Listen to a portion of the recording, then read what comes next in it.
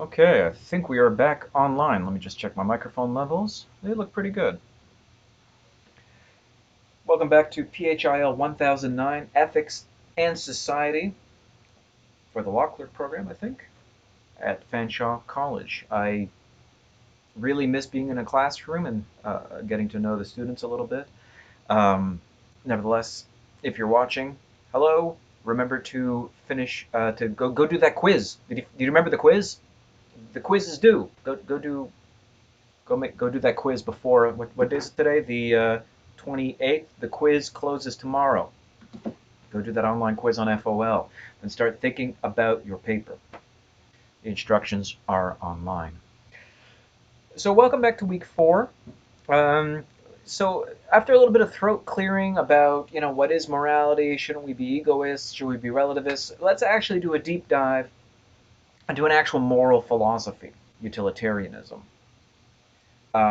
Utilitarianism is a moral philosophy that is very much a product of the kind of 18th century Britain. It is so called because what we should do, the advocates of utilitarianism say, is maximize utility. What does that even mean? Well, here is John Stuart Mill, that guy right there, basically giving you kind of a breakdown of his moral philosophy. He says, the creed, which accepts as the foundation of morals utility, or the greatest happiness principle, holds that actions are right in proportion as they tend to promote happiness, wrong as they tend to produce the reverse of happiness. By happiness is intended pleasure in the absence of pain. By unhappiness, pain in the privation of pleasure.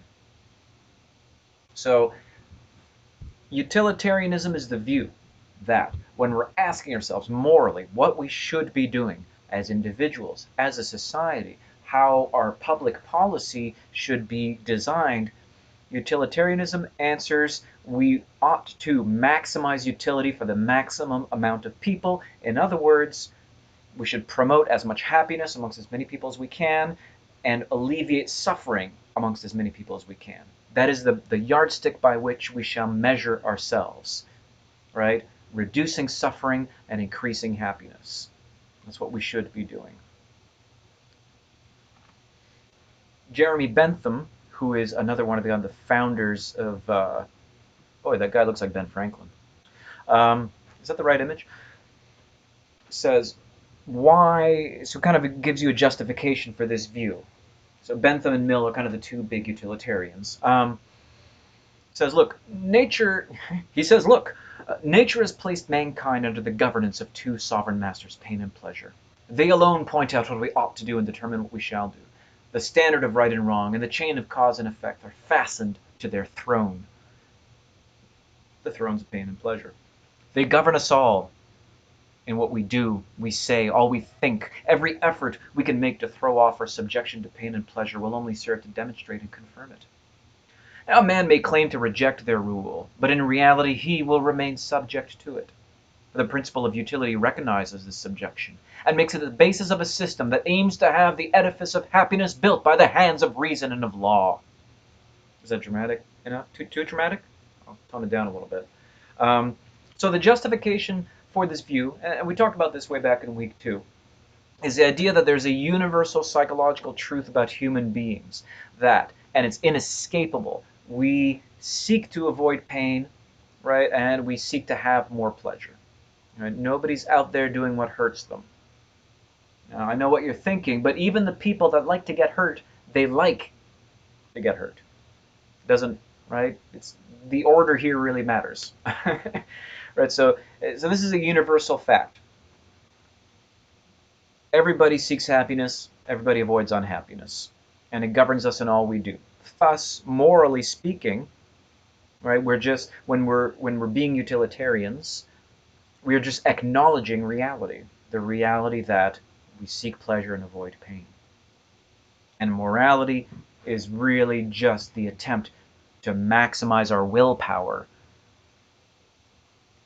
in what we do to help us achieve this happiness and help us avoid suffering. In this sense, it is really about human beings' desires and making sure these desires can be fulfilled. So it's really about human freedom, the utilitarians would say. This, however, creates a theoretical view that if we should maximize happiness and minimize suffering, it's a view that is consequentialist. Consequentialist, as you might guess from the name, consequences focuses on outcomes, consequences. That's what matters for moral evaluation. The outcomes matter for moral evaluation because what we're interested in is seeing whether or not our actions, our rules, our legislation, our social policies manage to reduce suffering and promote happiness. You do something, you evaluate it, and that's how you determine whether you did right or wrong. And before you act, if you're able to just kind of predict a little bit, will the outcome of this result in more suffering? Then I shouldn't do it. Will the outcome of this result in more happiness? Then I should do it. So consequentialism is any theory that evaluates outcomes. But how do you evaluate outcomes? Utilitarianism is a type of consequentialist theory. The outcomes we seek maximize utility. I'm repeating myself, right? But the kind of outcomes we want are the outcomes where suffering is reduced and happiness is raised. We should do what has the best kind of cost-benefit analysis in the end in terms of maximizing utility.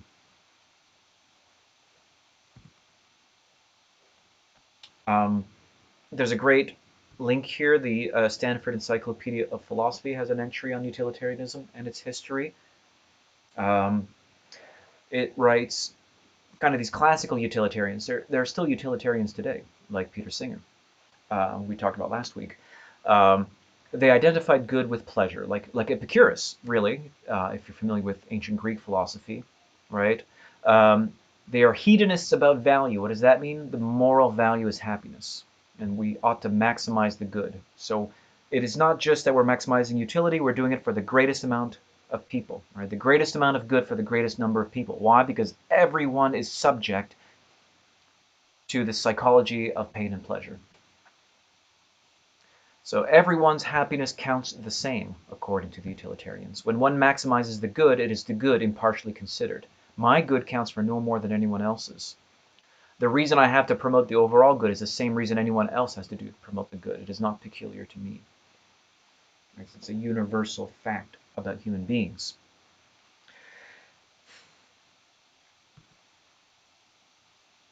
So the idea here, right, again, as I said, it's universal because everyone requires the same kind of things. We need food, we need shelter, eating is pleasurable, starving is painful, and that's about as universal and basic as we get. You know, we might disagree about pleasure in the sense of what tastes best. I might like a food, you might dislike a food, but at another level, right, eating is pleasurable and starving is painful, and we avoid starvation if we can. Right? So the utilitarian says, because of this universality, right, we have to do the greatest amount of good for the greatest amount of people. Now, these utilitarians, if you look at the dates, did I have some? Yeah, 1748, 1832, 1806, 1873. If you think about this time period, this is the time period we think of as associated with like, classical liberal ideas. But you got to remember the context of the kind of the 19th century, late 18th century. These are really radical ideas. Um, and by really radical, I mean you have to contrast it with, especially in Britain, well, he is a highly class-based society with an entrenched aristocracy and an unequal distribution of rights and privileges, which means that not everyone's suffering and happiness counted equally. It, in the sense that, you know, the interests of the aristocratic class just counted more. The interests of women just counted less. Right? Here's a cartoon satirizing Mill. It says Mill's logic, or the franchise for females. Pray clear the way there for these persons. Right? So the idea that women should vote was a very radical idea in the 19th century, but for the utilitarian it was common sense because, as Bentham wrote, the question is not can they reason, the question is not even can they talk, the question is can they suffer. As a result, right, the utilitarians expanded the circle of moral concern to all kinds of people and even non-human animals. Amongst the first people to argue for animal rights were the utilitarians, because ultimately, if you're rooting moral philosophy in the capacity to experience pleasure and feel pain, then a lot, right? You're going to be expanding the circle of moral concern to a lot more creatures than before. Um, so, because of this radicalism, right, utilitarians would claim that we should rearrange society to make it possible for everyone to be happy and avoid suffering. Everyone has a right to happiness. Everyone's suffering counts equally. Right? You can imagine these Downton Abbey types going like, "Oh, my servant, who cares about their suffering? It's good for them. It builds character. Jeeves." Um, so this kind of equality inherent in the utilitarian theory was, again, I can't stress enough, very radical. Mill wrote a great book called On Liberty, and in it he uses utilitarianism to defend the notions of individual freedom and equality. He outlines the proper relation between government authority and individual liberty. And again, utilitarianism uses its egalitarianism specifically to defend the individual. Right, so on liberty, right, Mill argues that a person should be allowed to act as according to his own inclination and judgment in things which concern himself, to carry his opinions into practice at his own cost. Right, part of the idea here was that what makes you happy is partially subjective. As I said before, everyone wants to eat because starvation is painful, but nobody agrees on what is the best thing to eat. So we should have liberty. If we're going to maximize happiness, the way to maximize happiness is to maximize the individual's ability to choose and pursue the things that make them genuinely happy. Right? And because of this egalitarianism, that everyone's happiness and suffering counts equally, it translates for Mill into individual freedom to pursue your happiness. It also translates the pursuit of happiness for women who were not considered legal equals in Britain at the time. They were also opposed to capital punishment, right? Because they did not believe in a retributive theory of justice. In other words, they did not believe in punishment for punishment's sake. They believed in social reform. They believed that the point of a prison, right, is to reform the convict and deter crime. They believed in democracy. All right, so you have basically a ethical system by which you start reevaluating your entire society around you if you believe this. If you believe everyone has an equal right to happiness and to avoid suffering, you look around you and you think, this world is actually very bad at doing this. British society in the 19th century was not structured to promote the greatest good for the greatest number. And as a result, right, there was a tremendous movement of social reform coming from the utilitarians. And as I'm talking about these things, I'd be remiss not to mention Harriet Taylor Mill, who wrote herself many essays on the topic, had a huge impact on Mill's thought. She commented, contributed to his work. Mill actually thought that Harriet should be listed as a co-author. But at the time, again, society was structured in such a way that not everyone was considered equal, and it was very difficult for a man to list his wife as co-author. But she was really an important aspect of his thought. So many kind of utilitarians and these kind of philosophical radicals, as they were called, became members of parliament, and they changed the political landscape. They wanted for reform of parliament, so that non-peers could join. They wanted freedom of the press. They wanted economic relief for poverty, for famine, right, to help people. They wanted to get rid of aristocratic privileges and the corruption that came with it. They wanted universal suffrage. And nothing was unquestioned by the radicals, these classical liberals, right? They would ask, what is the use of this thing? Is this tradition? Is this law? Is this custom actually good? Is it promoting happiness? Right? Parliamentary, municipal, scholastic, ecclesiastical, in other words, religious, economic reform all sprang from the spirit of Bentham's perpetual inquiry into asking, what is the use of it? Is this institution actually promoting the greatest good for the greatest number of people? And that's how you end up getting universal programs, right? Universal literacy, the idea that everyone should be able to read. Once upon a time, that was a radical idea. People didn't, the aristocracy, the people in charge, did not believe the average person would ever be able to read. Look at them. They're dumb, they're poor, they're smelly, etc. Mass literacy will never work, they'd say. But the utilitarians knew better. They believed profoundly in the spirit of egalitarianism. They were also proponents of economic freedom. So we have people like Adam Smith and David Ricardo, part of kind of the spirit. They're not utilitarians, they're definitely part of the spirit of their time, right? Their economic theories included the idea of utility maximization. They argued that the greatest good for the greatest number would actually come out of rational self-interest.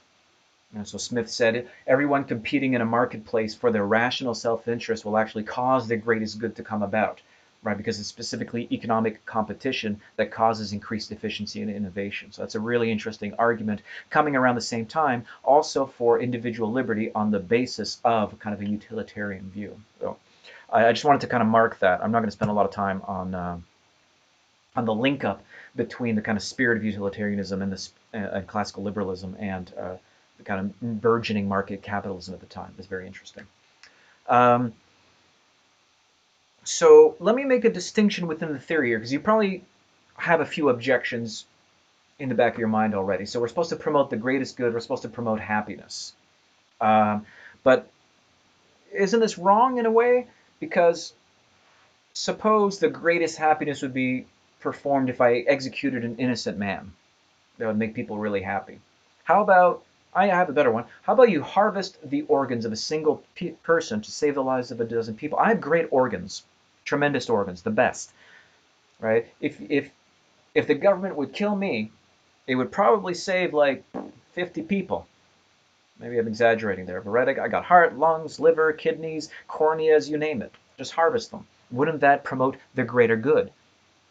Right? I mean, sure, one person would die, but you might save 10. Isn't that just the greater good? So under kind of an original formulation of utilitarianism, there is this objection, because you're supposed to evaluate an act as promoting the greater good. But the greater good could lead you to sacrifice individual liberties for the collective. So this focus on the greater good as promoting individual liberty can actually backfire, some critics said. So because of issues like this, Bentham, right, had this kind of idea of act utility, individual acts should be evaluated. Mill came and said, why don't we think about rule utilitarianism instead? Like this will avoid these problems where the greater good sacrifices the individual for the collective. So we are no longer evaluating individual acts for their specific consequences. We're not going to evaluate whether or not my organs should be harvested to save 10 people. What we're going to do is evaluate the consequences of rules or laws. Right? A rule, a moral rule, or a law, or a social policy will be justified if as a whole it promotes the greater good. It's true that in some individual cases it might locally diminish utility, but its application as a rule raises utility. All right, so an action is right if it conforms to a set of rules, the general acceptance of which would produce the greatest balance of pleasure over pain for the greatest number. So that's rule instead of evaluating the act.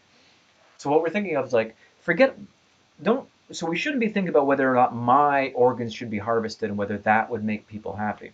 What we should think about is a society where the rule is you could just grab someone off the street for their organs. That's the rule and it's legal. Now, no matter how many people you save by forced organ harvesting, the amount of unhappiness that would be created by knowing you live in a society where this is legal, right, is always going to be higher. Right? So if I'm living in terror that I could be kidnapped by like a van at 3 a.m. for my organs, right? Everybody's worried about this. Everyone's utility goes down, right? Even though some people might be saved by it. So the application of the rule as a whole lowers utility, because nobody wants to live in a society where organ harvesting of innocent people is illegal. It is illegal. It is perfectly legal. So we're evaluating rules and not actions, Mill says, and that's how we're going to get around these problems. And that's how we can justify upholding individual rights, even in cases where it might produce like local disutilities, right? In some cases it might diminish utility, but we're not going to focus on the individual case. We're going to focus on the overall evaluation as the rule. On the whole, the rule promotes utility, even though there might be specific cases where it doesn't. but we're evaluating rules and not acts, and that's how you're going to get it. So, oh, here's my slide.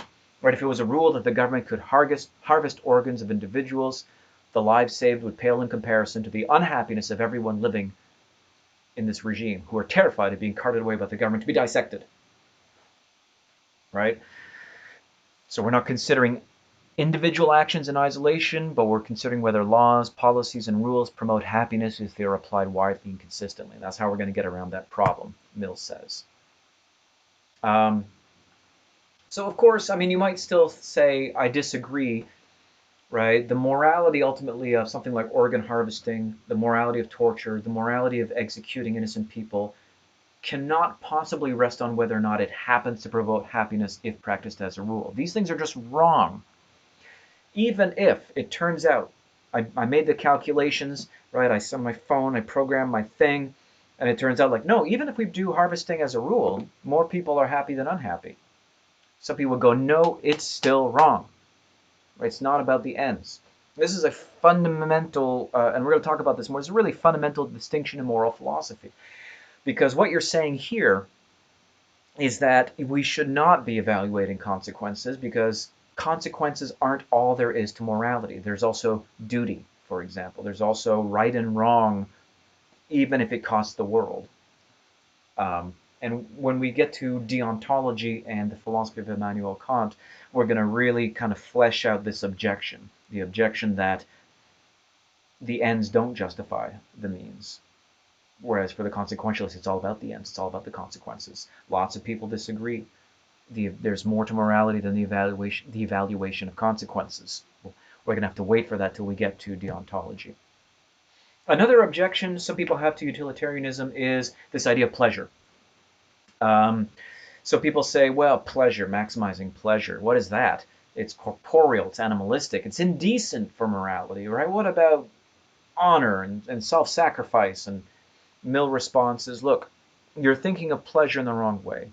Human beings have faculties more elevated than animal appetites, and when once made conscious of them, do not regard anything as happiness which does not include the elevated faculties in their gratification. What that means, so people are basically saying, what is happiness? What's happiness? Happiness is like getting drunk on Saturday, right? So is that what you're saying, Mill? We should all just be getting drunk all the time? Mill's going to say no. Human beings are more than this. People are genuinely happy when they do more than just get drunk. They're happiest when they're pursuing their passions and their projects, when they're doing meaningful work for themselves, right? When they overcome the obstacles in their lives. So hedonism, right, and happiness goes much beyond our ordinary sense of hedonism as kind of the animal pleasures of life and goes into the higher pleasures, the pleasures of developing your talents, having meaningful work, pursuing projects, overcoming obstacles. Right?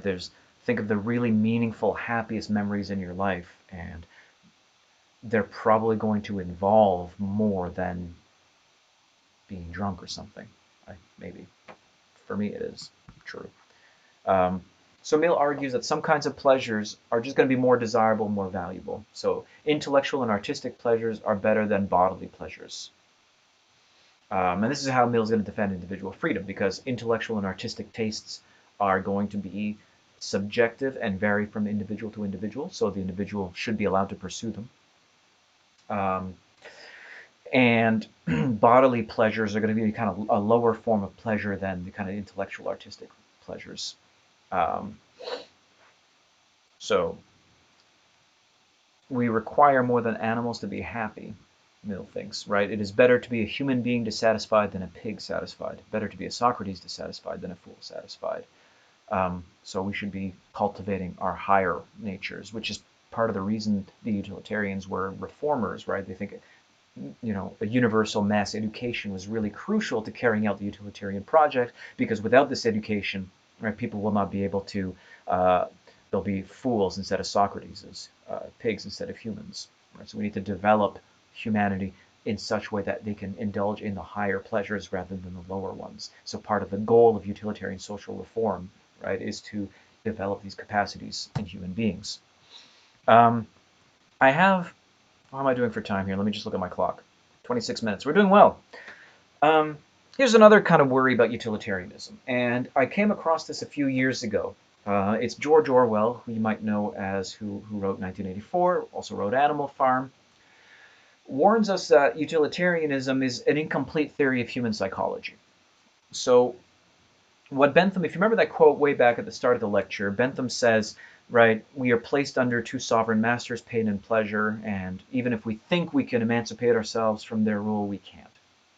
All our actions, everything we do is ultimately guided by the desire to avoid pain, the desire to seek pleasure. Orwell says, actually, Hitler has grasped, in his review of Mein Kampf, Hitler's book, Hitler has grasped the falsity of the hedonistic attitude to life, right? Hedonism, we've seen this word before, right? The utilitarian idea of what has value, of what has utility, pleasure.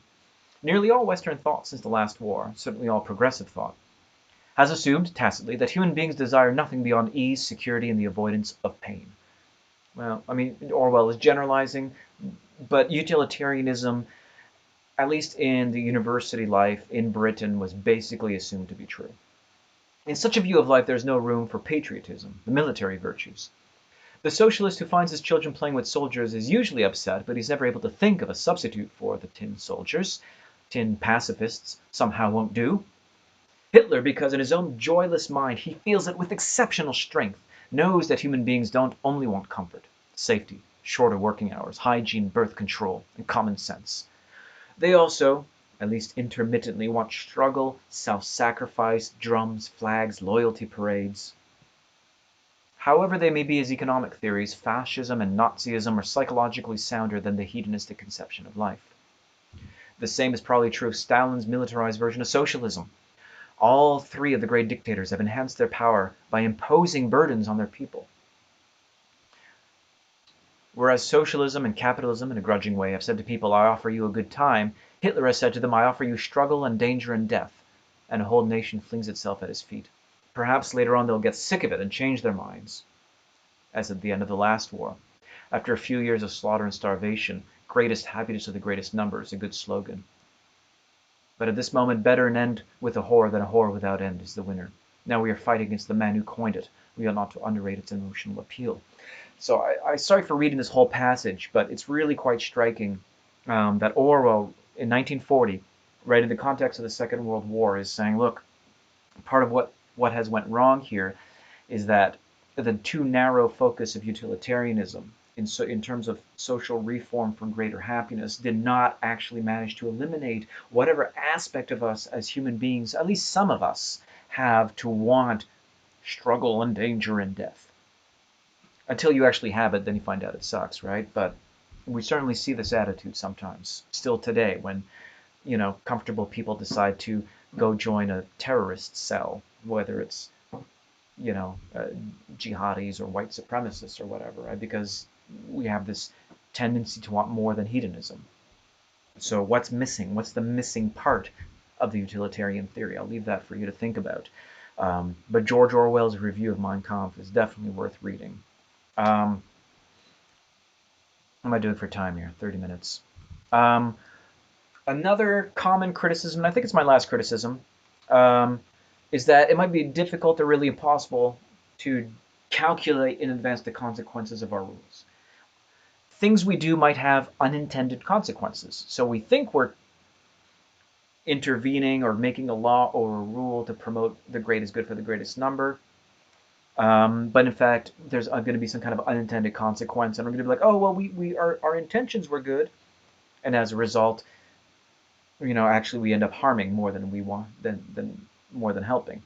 Thus, we cannot calculate consequences. Thus, utilitarianism should not be considered a good moral theory. We should go back to Kantian deontology, to virtue ethics, divine law, something. So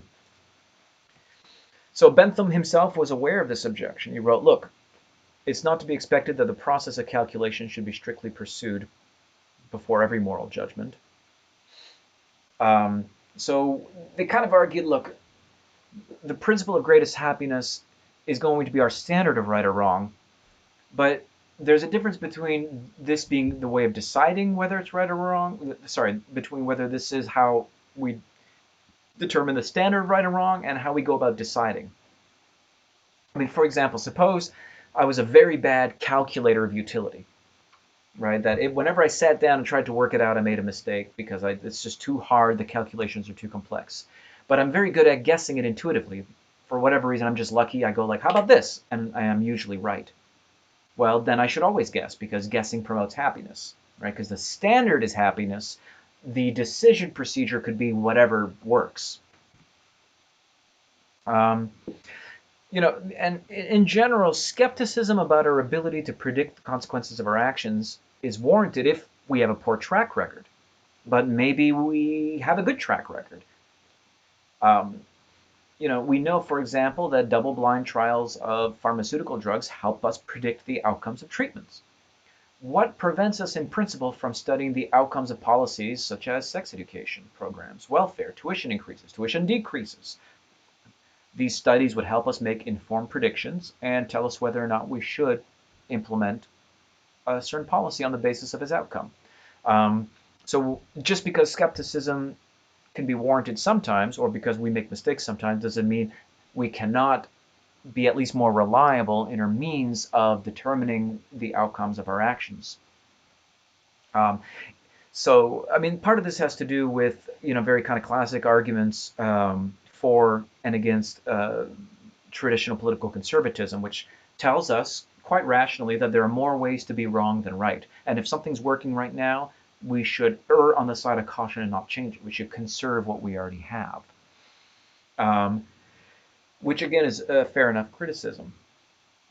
Because it's true, there are more ways to be wrong than to be right. But if we have a systematic procedure with a proven track record of helping us evaluate in advance the consequences, then that argument doesn't work as well anymore. But again, this is something you have to actually study and know about. So here's a couple case studies before we finish. I think they're my two last slides. And we're going to come back to these case studies. So this is an ethics and society class. Here is your ethics and society case study. You've probably heard about harm reduction policies. Harm reduction is a term that we use for sets of policies that aim to minimize kind of negative impacts, health, social, legal, etc., of various behaviors, such as, for example, drug abuse. So an example of a harm reduction policy might be a safe injection site. What's a safe injection site? Well, an intravenous drug user can go there to get some clean needles, a safe place to shoot up, get some medical support if things go wrong. Now, if you're a proponent of this policy, you're going to look at the outcomes and say, this reduces the social harms of drug use, right? There's fewer dirty needles on the ground. There's going to be fewer like hepatitis and STI cases from using shared needles, fewer overdose deaths because it's happening in a safer environment. People feel like they're part of a community support system, so if they actually want to quit, they can just go like, man, pass me that pamphlet, and they're more likely to be in contact with people that can help them. So all these things are good, right? These outcomes are good. Opponents of this policy say, no matter how good the outcome is, on some level, you're facilitating an illegal activity. You're just saying it's okay now. But you can't say breaking the law is good. It's not right. And this conflict between doing what's good and doing what's right is at the heart of a lot of public policy and political disagreements. And when we look at the philosophy of Immanuel Kant, and I think that's next week, right, where you're going to kind of sharpen this tension between utilitarianism, which focuses on the outcomes, and a philosophy called deontology, which focuses on duty and doing what's right, not the outcome. Here's another case study from the Marvel Cinematic Universe. I hope that's okay. So if you've seen Infinity War and Endgame, right, the bad guy, Thanos, says, look, I'm going to kill half of living things in the universe, and effectively kind of double their resources because there's not enough to go around, right? You're going to bed hungry, scrounging for scraps. Your planet was on the brink. I don't have a good Thanos voice, right? So this argument roughly is kind of a Malthusian argument, right? He wrote an essay on the principles of population around the same time as the utilitarians were active, and he warns that increases in production will never keep up with increases in population. The power of population is indefinitely greater than the power in the earth to produce subsistence for man, leading to famine, starvation, and war. The Malthusian catastrophe. Um, so Thanos' solution is to lower the population, right? You sacrifice the lives of half to improve the other half. Um, Now, of course, we don't trade lives, Vision.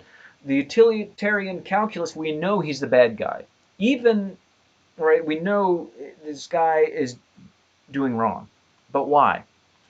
Is it because his calculation itself is wrong and killing half the population is not actually going to promote happiness? Or is it wrong because doing the calculation at all is wrong? No matter what the outcome is, you can't sacrifice the lives of half to improve the other. Right? So think about that a little bit. Why is Thanos the bad guy? Is his calculation wrong? Or is it because you shouldn't be doing the calculation? That'll tell you something about how you feel about utilitarianism. Also, think about act versus rule utilitarianism as you think about this case study. Um, Also, Malthus was completely wrong, right? Birth rates drop when standard of living increases. So, okay, so that's what I have for you this week. Um, I hope you found this useful. Send me an email if there's anything I can do for you. And otherwise, have a great weekend. I think the temperatures are going to be a little bit cooler. All right, stay safe.